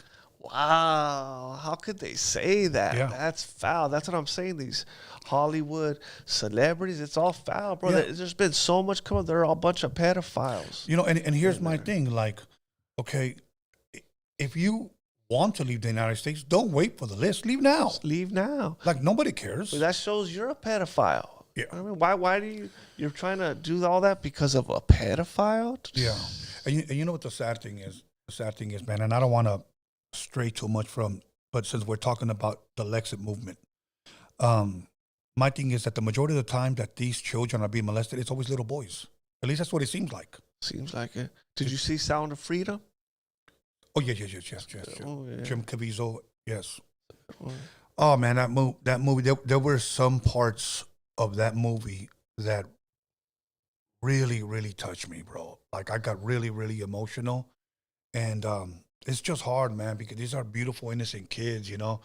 I take my grandbaby to the park pretty much on a daily basis.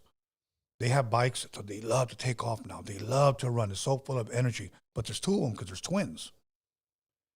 And sometimes I see grown men kind of walk by them, pretend they're using their cell phones and stuff like that. And my whole thing is like, bro, when it comes to children, even if it's not mine, I will protect the child, okay? I believe that we've been called to do that. But I'm very overprotective of not only my children, but also my grandbabies, bro. So But you know what? That's what's big right now, too, is they're grooming kids, at the schools. I don't know if you see what's going on all the time, like the school board meetings. They're righteously grooming kids at these schools, these leftist teachers. See, I like what Trump said. He said, we can't have prayer and Bibles in the schools, but we can have trans. Exactly. And we can teach our kids about that in schools. Little kids. And all of this is under this guy's administration, okay? It's under his time, on his watch. Same thing with Obama. Same thing.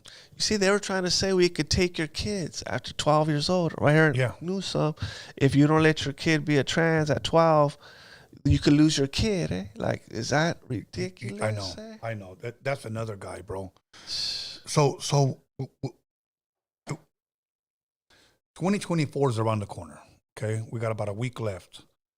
What can you tell us about the Lexit movement? Is there anything planned that you guys plan to do, or do you guys ever hold any type of, like, speeches? Do you guys hold any type of, like, get-togethers? Anything where if somebody wants to get involved with this Lexit movement, who do they contact? What do they do?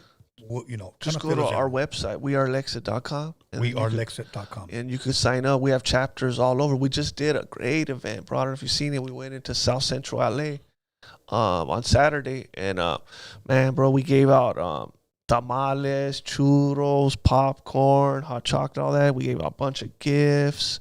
We had pony rides. We had, like, a petting zoo and like a train. All that. So we go into the barrios, you know what I mean? We go into, because we're from the hood, me and a lot of my team members.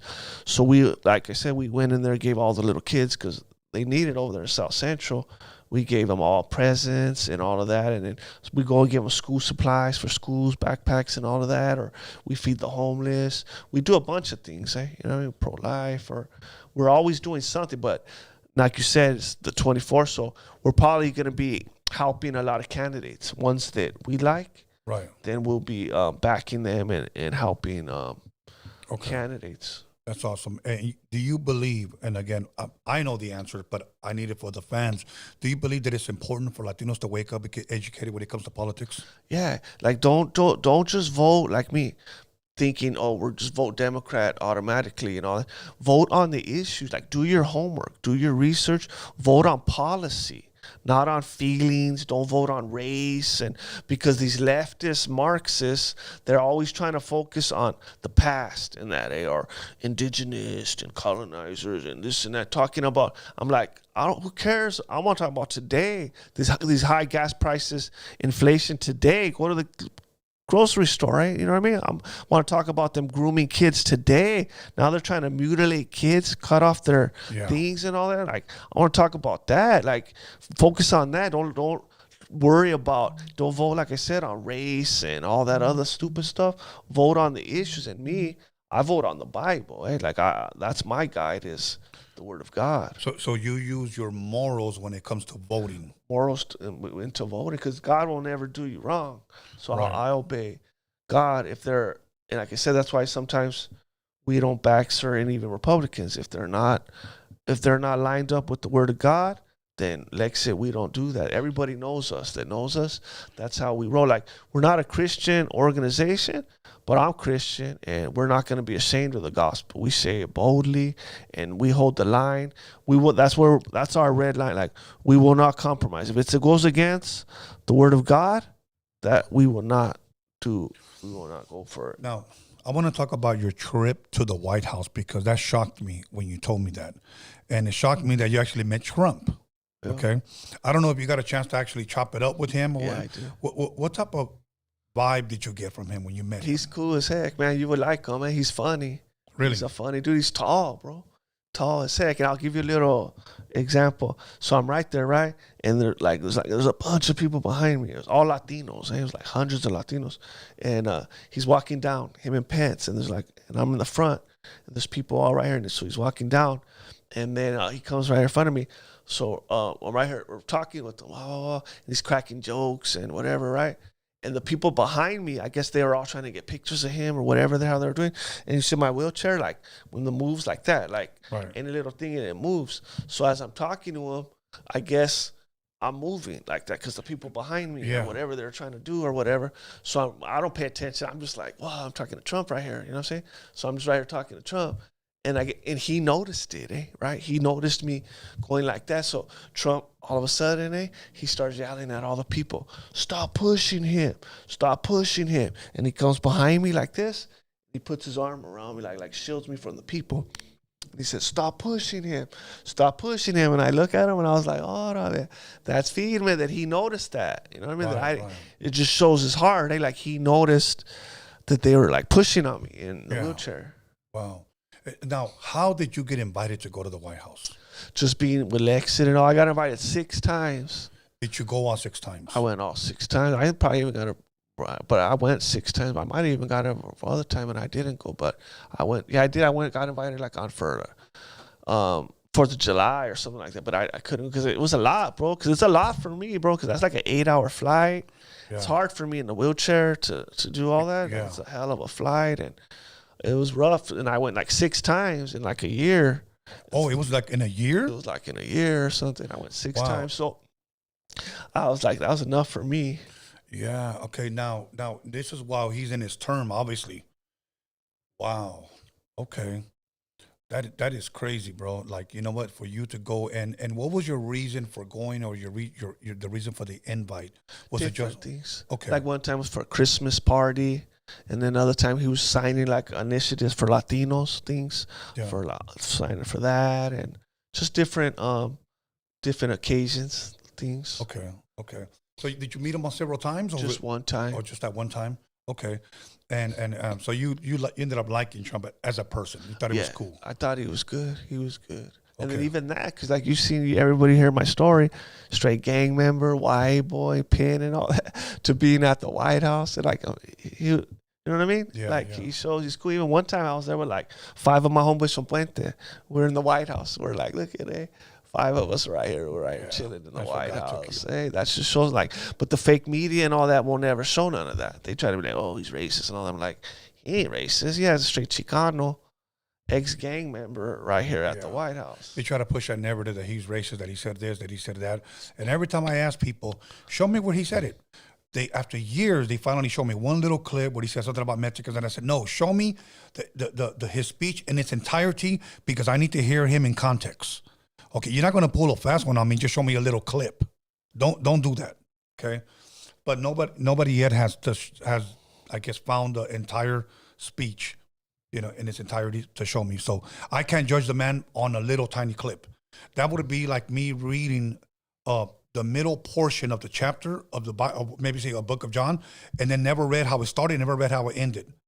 I'm not going to do that. But even all them rappers, Snoop and even George Lopez, all of them, they used to all like Trump, eh? Like they all loved him until then all of a sudden he's racist when you guys all liked him, all of that. Now all of a sudden he's racist. Like it's just full of it. Right. And that's what they do. I'm telling you, the Democrats, that's all they push is everything race. Because they, on all the issues, they're bad. It's all the issues. That's why they push race. They use that like a carrot to manipulate minorities. They'll look, racism, everything racist, race. Don't focus on we're grooming your kids. Don't focus on puberty the blockers. Economy. Yeah, don't focus on all this other stuff. You know what I mean? The gas prices, all this other open borders. Like, don't focus on any of that.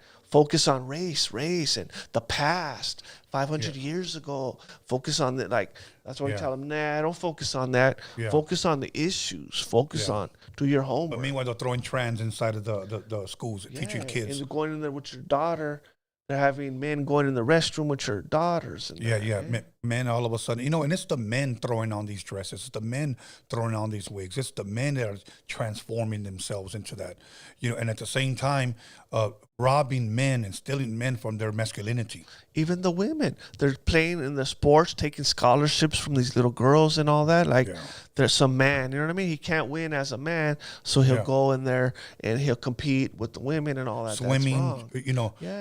That. It's like the fastest woman in the world right now is a man. The fastest bicyclist woman in the world is a man. The fastest swimmer in the world is a man. Like, bro, even the beauty pageants, they're making dudes, and they're like, "Are you?" That's why I tell the girls, like, "Man, how could you girls not be mad? Even men are even better at being pretty than women now." You know what I'm saying? Like, are you kidding me? So, are we gonna do any calls? Because I only got like 20 minutes. It's all good, bro. You know what? Let's go ahead and put up the number right there, Alex.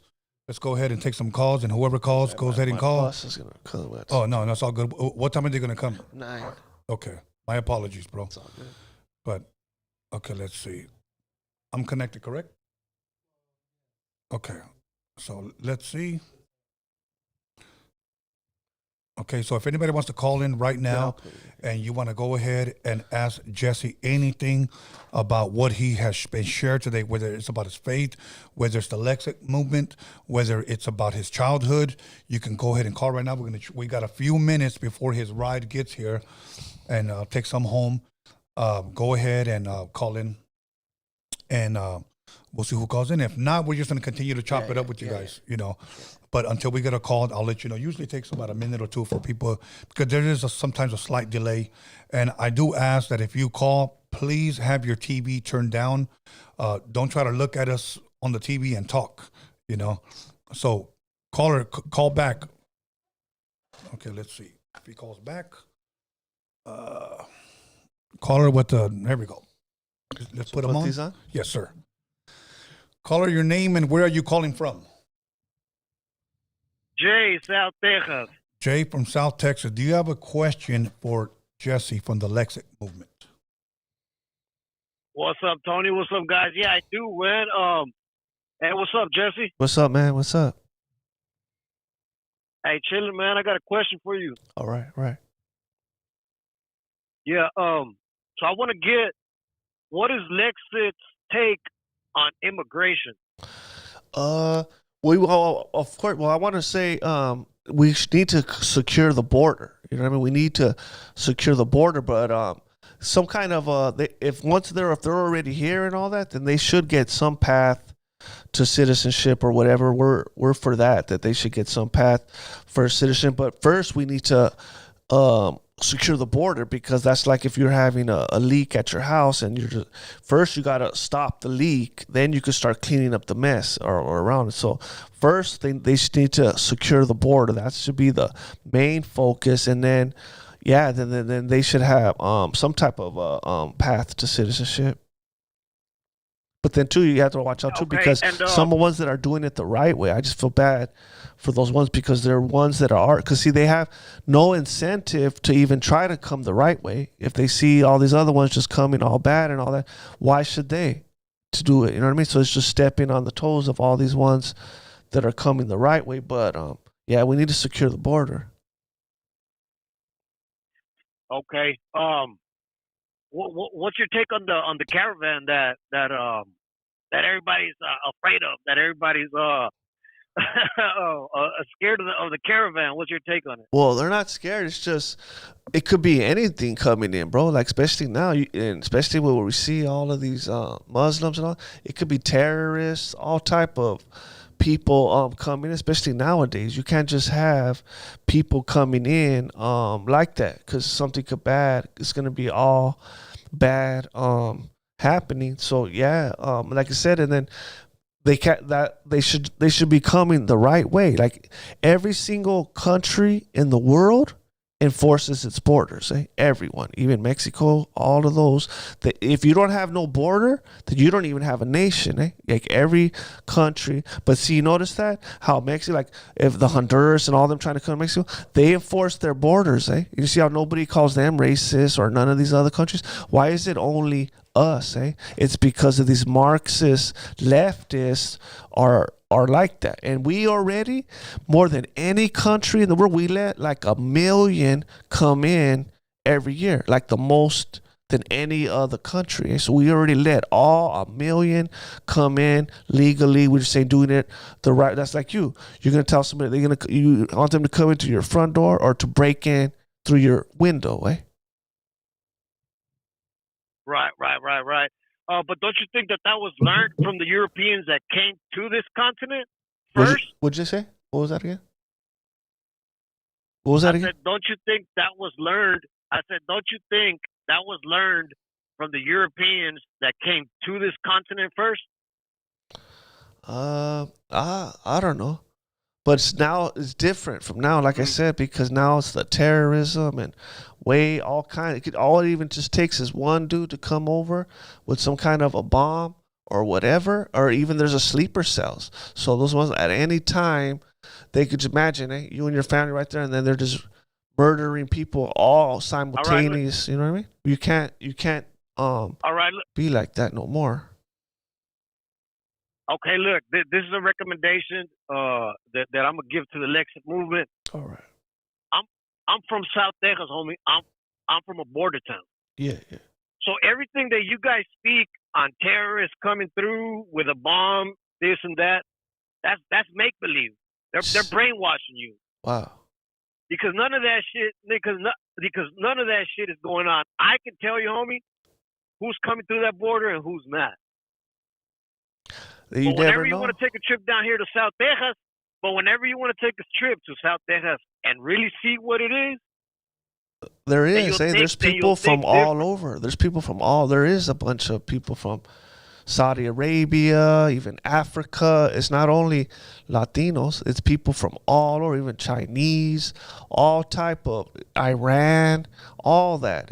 And they are out. They are our enemies. So you can't say just because they haven't did something yet. So what about next week if they bomb us, like or anything happens? Like they could do something at any time. Like we can't have open borders. We need a secure border.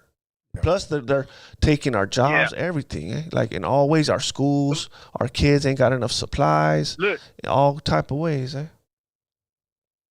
Look, you coming down here to South Texas, you'll see that the borders are I've been down there to the border. Okay. Then you know that there's two. Then you know that there's actually two borders, right? You know that there's the U.S. Mexico border, and then about 70 miles north you got a checkpoint. Mm-hmm. So that's a second filtration system that's securing the border, or I should say, reinforcing the border. But you guys that don't live in border towns, right? When I hear you speak, and you know, and I'm pretty sure other people feel the same way.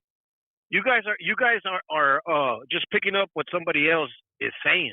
Nah, I've talked to a bunch of people that live on border towns. That's why, even over there at the border town, that's why Myra did so good over there, because a lot of them know I was when I was even over there at the border. There was a dude that lived right there. He told me all kinds of stories where that they're coming running through. All right, so from everything you're saying, I can have somebody that could counter that.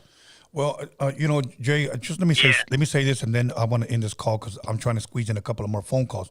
I had a guy here that was a photographer that went to Texas, and I interviewed him here. And when you get a chance, next time you call, I'll give you the actual episode. He was a photographer, and we actually showed his pictures that he shot of the border of the people that were coming over illegally. So, and this was in Texas. I'm not sure exactly now what part of Texas this was, but this was in Texas. And he actually talked to an 8-year-old boy whose picture he found and I posted up.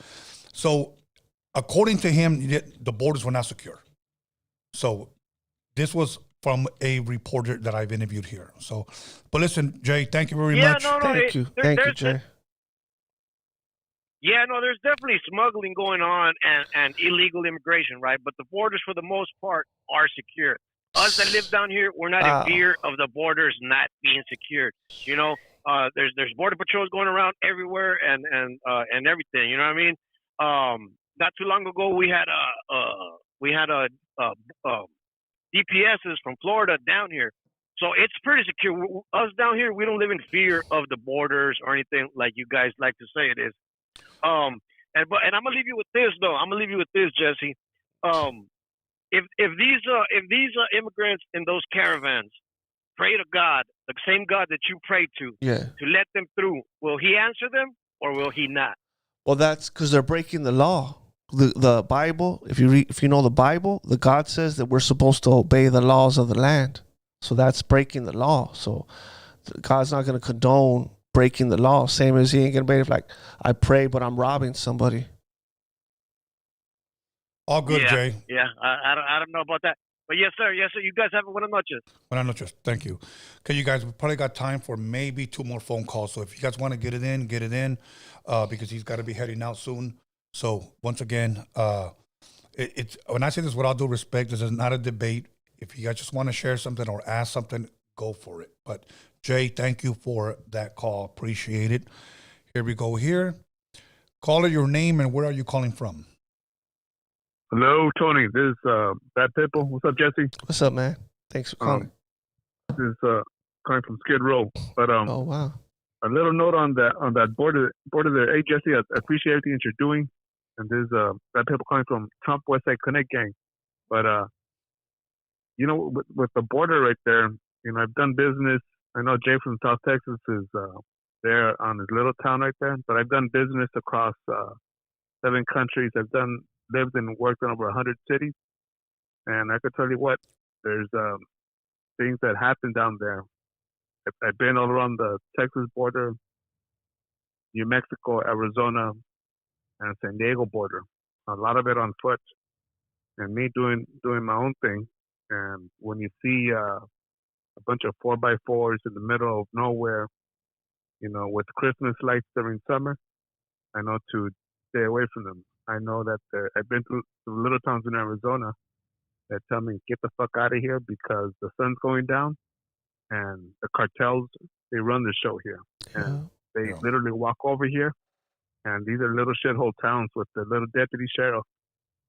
So for me, I've been to Corpus Christi. I've done business in Corpus Christi, Dallas, Houston, Oklahoma City, Denver. I go all there. And, cops know my name, motorcycle clubs know my name, and gangs know my name, and even other affiliations. But, and I'm doing stuff where literally the people next to me get shot, murdered, or disappear.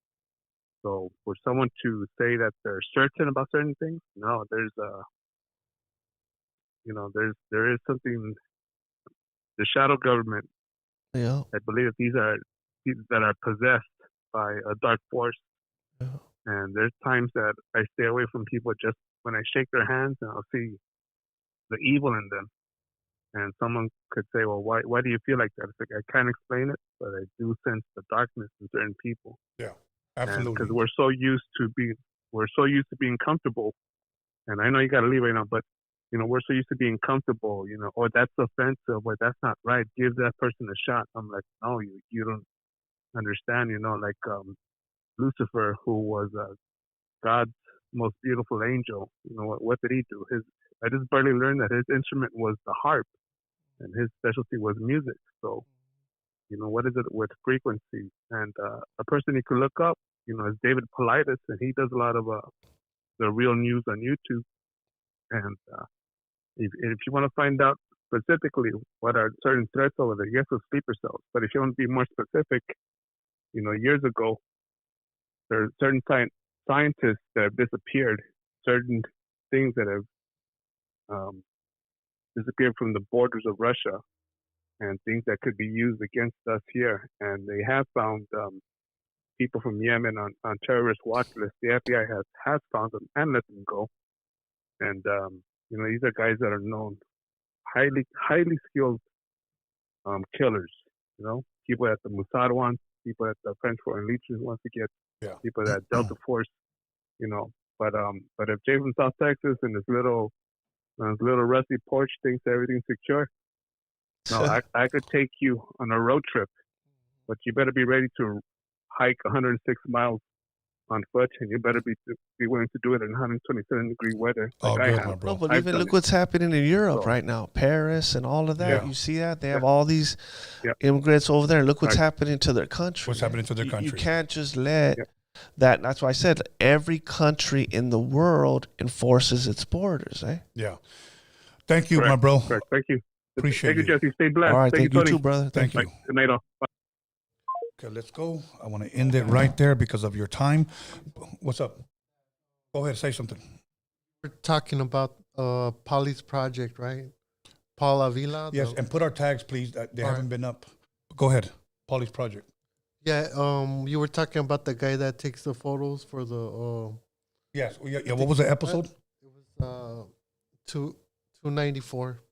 Episode 294. Can you please put our tags up? Okay. 294, guys. Jay from South Texas, if you're watching, episode 294, there's a photographer. He does journalism. He went to the Texas border, and that's where he saw this. And on this episode, we actually went ahead and put up our those pictures. He made an 8-year-old boy that his mom gave him money to come to the States for a better life while she moved to Spain or something like that with her new boyfriend.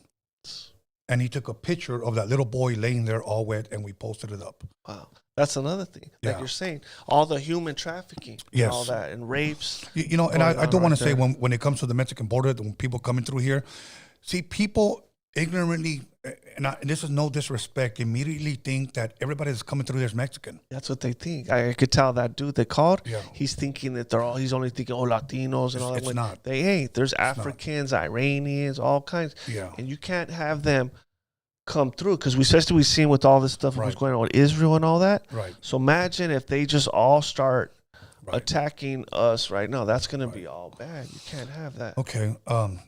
Jesse, I'm only speeding this up because I know you said you have your ride coming, and I do that respectfully because usually we take a 30-minute They'll call me when it comes up. I'm good. Okay. So my thing is this: anything that I didn't ask you, anything you want to share, anything you want to say, do you have a special message as we end? Just that, just like I said, just because you've seen all these, like I see like a lot of these leftist Latino pages, and they're always posting leftist stuff. You notice, and we in my team that we always push out, and they won't ever show us. They're always showing these leftists and all of these Latino pages, and that's why I told you, do your research and stop just automatically thinking, oh, we're Democrats. And like I said, and even Republicans. Like, I'm more than I'm more of a candidate, on a particular candidate.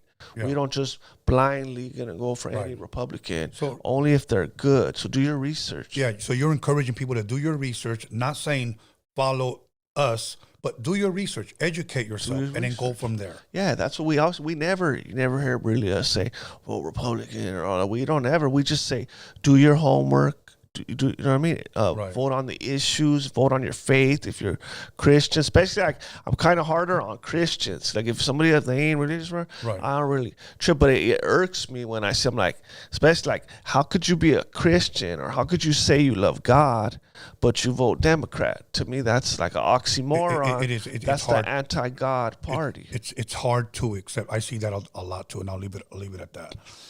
Before, you got any shout outs you want to give before I ask you to do something for me?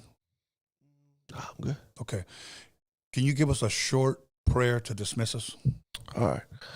Dear Heavenly Father, I just want to thank you for another day of life, Father.